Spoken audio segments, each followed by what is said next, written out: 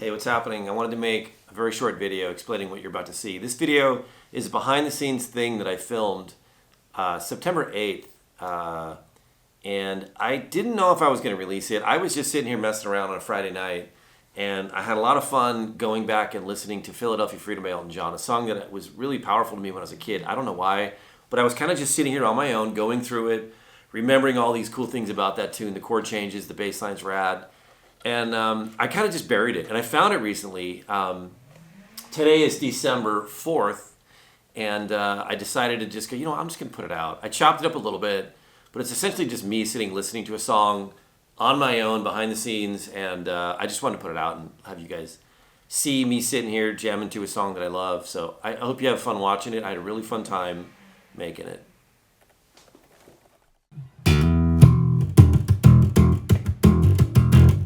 Hey, what's happening, everybody?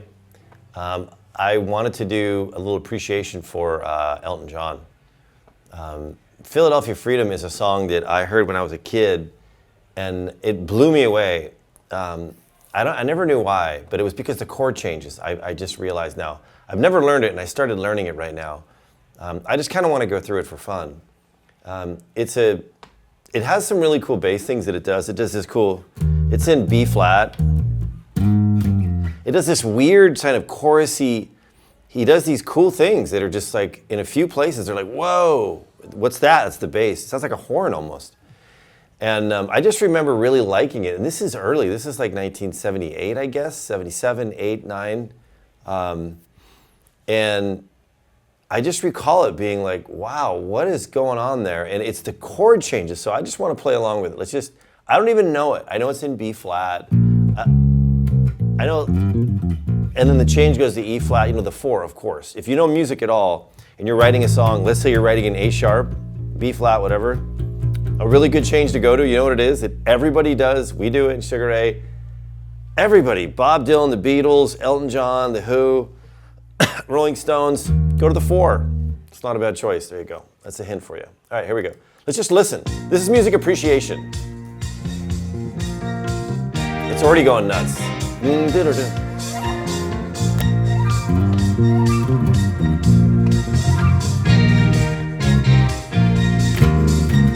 what it does. Let's just listen.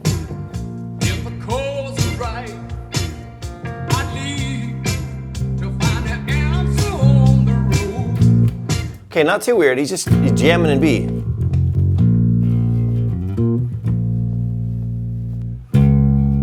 No.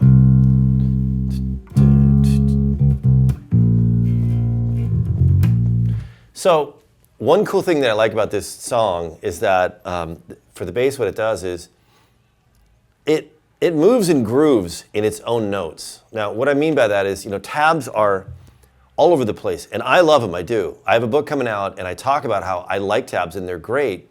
I use them all the time. I really do. When I need to figure something out, and I got to get it, I'll do it as much as I can by ear because it's always good for our ears. And then I'll go, I don't know the rest. Give me a tab. Or just go find somebody that's showing me. I don't always need a tab. I just need somebody to play it and I can see. I know that that's a C, D, E flat, E, F, F sharp, G, whatever. I know my notes and neck, so I can look at it and figure out what it does and I'll mock it and then I know that it goes there. But the thing that it doesn't do, the tabs don't do, is that, or that playing does, when you're jamming like this guy, Dee Murray, you can't, it's human instinct to go like, that's a bad example, but he's kind of just going,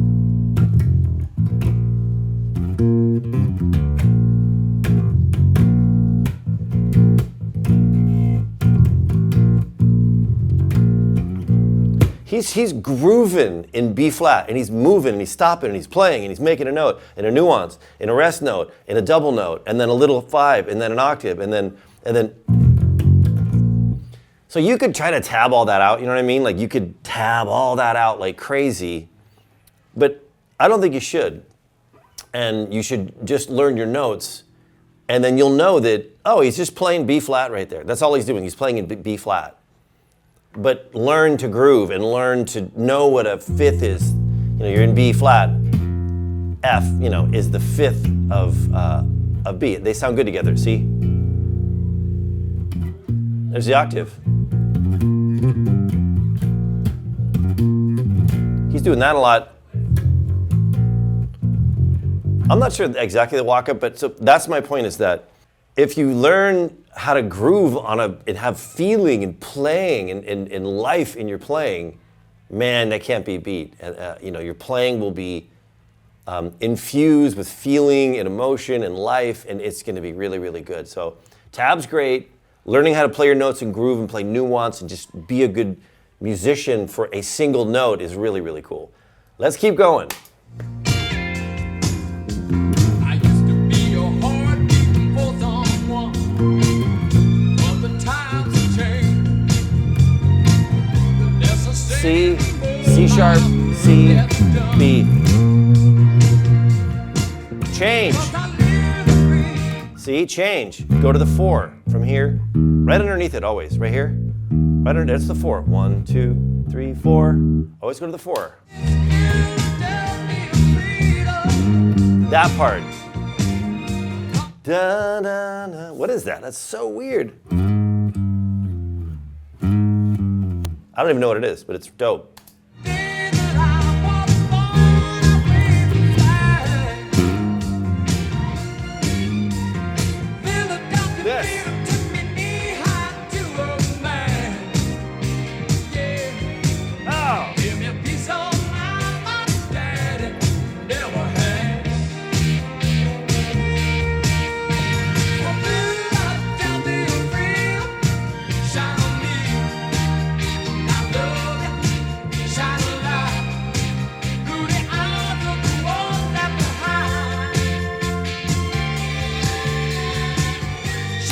I don't even know what that part is, man. I get right back to that feeling that I had when I heard it. It's such a good part, man. Okay, I learned it a second ago. I learned a little bit of it just a few minutes ago before I taped this.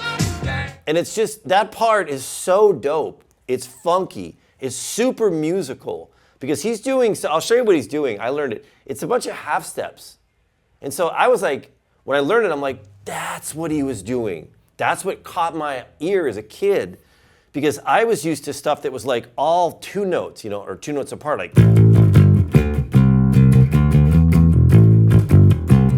which is great. Everybody does that. Everyone, rock bands, pop, all kinds of music. But piano players have this different, like, if you can compose on piano, for some reason you get this different sense of like where a lot of chords could go.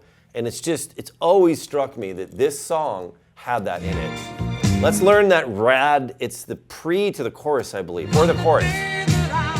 This is the pre. E flat to B flat. Then, right here, man, this. It makes me happy. Because he's going E flat, B, E flat, B. Philadelphia freedom left me knee high to a man. Yeah, and he goes back to the same note. That makes no sense. But the fact that he does these half steps is so freaking cool. And it just doesn't make sense. Why go there? And then the G doesn't fit in the key, but that's what great piano players do. They know how to modulate and do bitchin' chords and add-ons and all this stuff that's so musical to me. And that's what struck me as a child. I was like, what the F is going on in this song? I haven't heard a song like this that plays those chords. Some chords get you. Back to here we go. A flat, G, C, back to A flat. So weird. G, F sharp, back to E. Right here. Oh my God.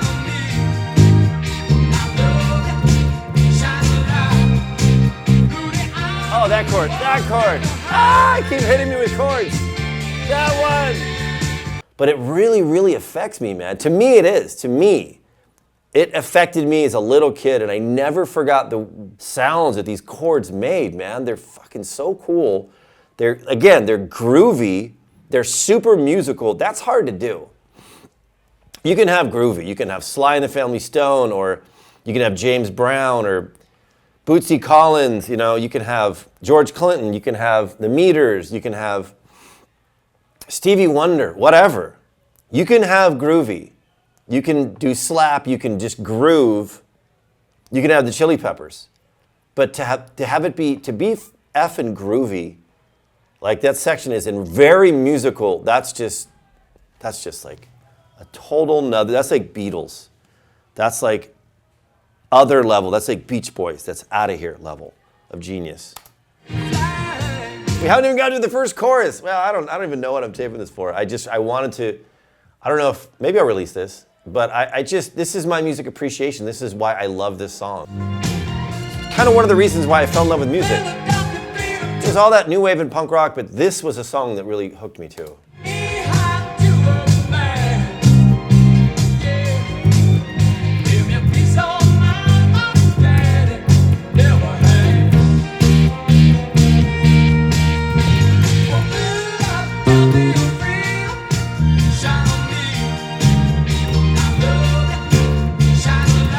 Half step, no full step. Whoa! It's doing all these half steps that make no sense. He's modulating. If I was Rick Beato, I could really break it down. But what I think he's doing is when you have a song, there's rules. Like E, it's in B flat, right? But he's using chords. Okay, so when you start a song in B.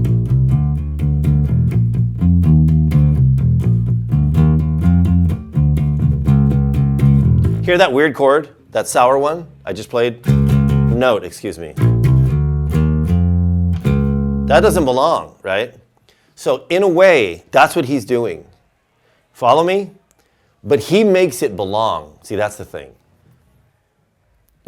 That's what makes it so genius. You take a song in a key, and then you take a song in a key, and you play with it, and you move it around.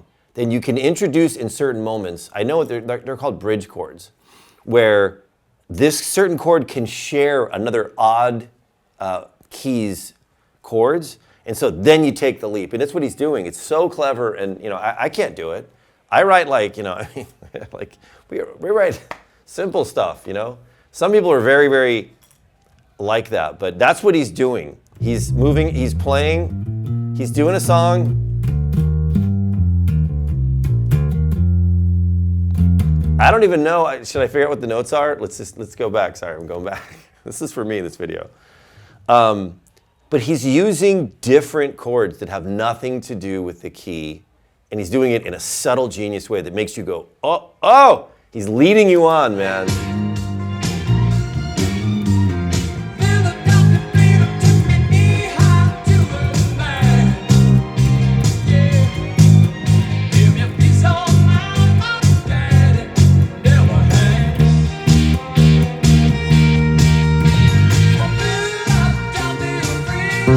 So dope. Half step.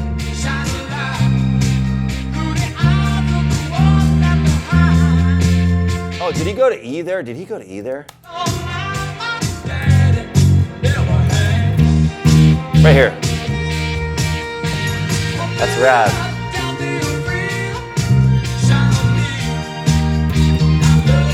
D, C. Did he go to E? That's so fucking cool.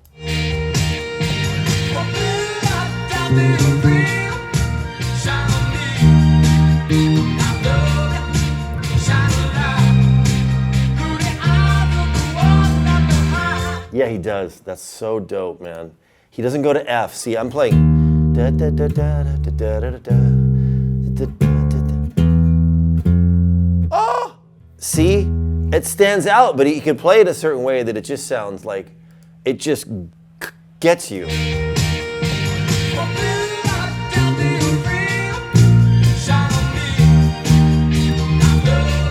You really hear it.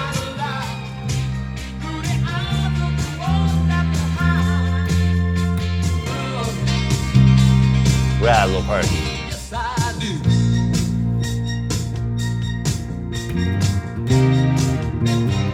Oh, there it is.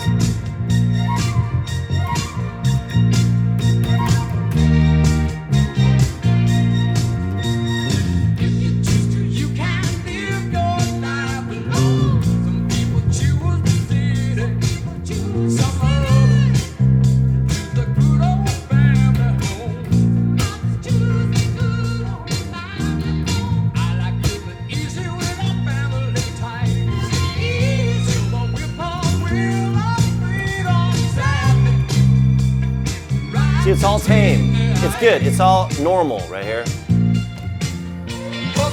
But then,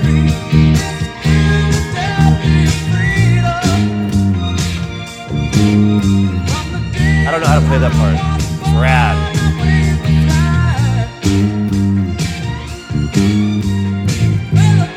A flat, G, C. Oh!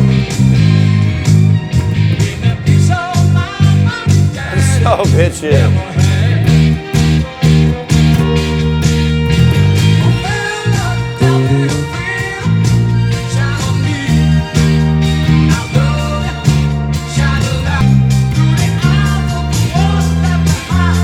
Oh man, that E just kills me. It kills. Listen.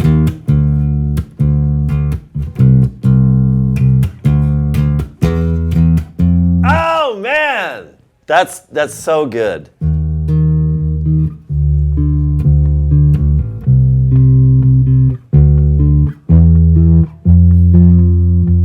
They should teach a class in this song, or songs like this. Sure, there's tons of other songs.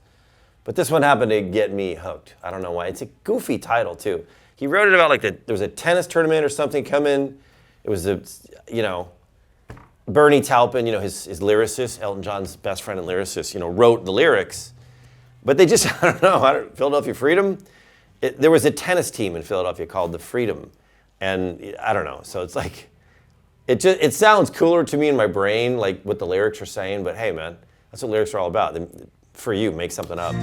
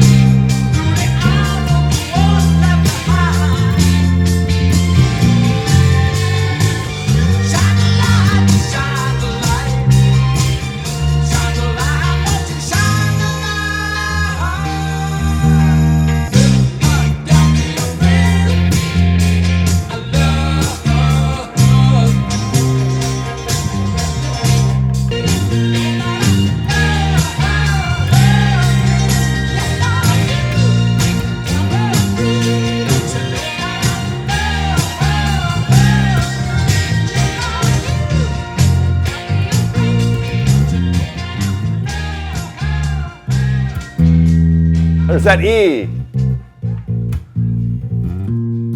The genius of some songwriters, the genius of some chords, how they fit into songs, is really, really cool. And that tune, as I told you, as you heard, as you learned, I gotta talk with my bass. My hair's goofy.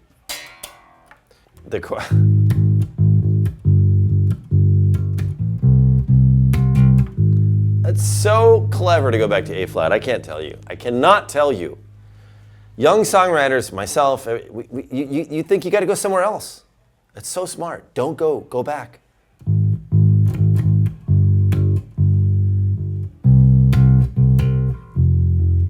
You'd probably go to F or B flat. Philadelphia Freedom, take me knee high to a man. You would change. You would go to another note. It's so brilliant. He goes back to the, on that part, the one, for that section, the A flat. Anyways, it just goes higher and higher and higher. I guess that's what you get, when you play piano. Composing on piano is insane. It's why symphonies are basically scored out on piano, and you see composers, writing their manuscripts. Beethoven, Mozart, Beethoven, my favorite. All kinds of, whatever. Schubert, Chopin, Wagner, all of them probably doing a lot of their work from the piano. And all the great songwriters too played piano. Lennon, McCartney, Brian Wilson, Elton John, Billy Joel's an insane songwriter. Think of somebody who's a songwriter. Can they play piano? They're probably really talented if they can write on piano and play on it. So that's it. That's my Elton John, Philadelphia Freedom music appreciation video. I need a better name, but it's what it is. I just appreciate that song. for what it did for me and for how good it is and for how it affected me. It was like a really cool tonic for some reason when I was in San Carlos in my hometown, hearing that song. I think I bought it, and I was just like, wow. So there you go. Thanks for sticking in. It's a long video. Maybe I'll just upload the whole thing. All right. See ya.